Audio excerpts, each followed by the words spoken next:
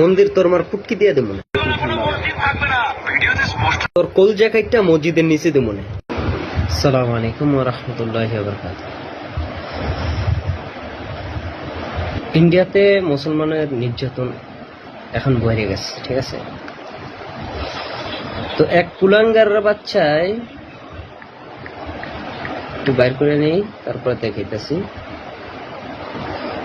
একটা কুলাঙ্গার বাচ্চায় বলতেছে সরাসরি রাজনৈতিক প্রতিশোধ। যারা বিজেপির বিরুদ্ধে ভোট দিয়েছেন দেখেন কি অবস্থা। তাদেরকে টার্গেট করে এই তাণ্ডব চলছে। বাড়ি পুড়িয়ে, সম্পদ লুট করে, মানুষকে মেরে এইভাবে বিজয়ের উদযাপন করছে বিজেপির একটি অংশ। কোনো মসজিদ থাকবে না। সরাসরি রাজনৈতিক প্রতিশোধ। যারা এইভাবে বিজয়ের উদযাপন করছে বিজেপির একটি অংশ। কোনো মসজিদ থাকবে না। তোর কলজা খুললা মসজিদ বানাবো।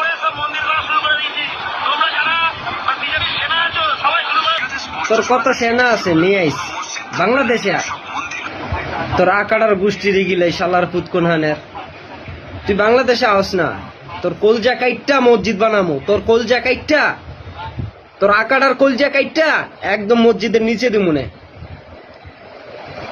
কংগ্রেস, হ্যাঁ? আরে তোরা কি পাইছস?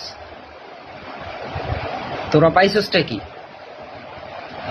মুসলমান করে এতই সহজ? এত সহজে মারবি? হ্যাঁ, তোরা কি থাকবো?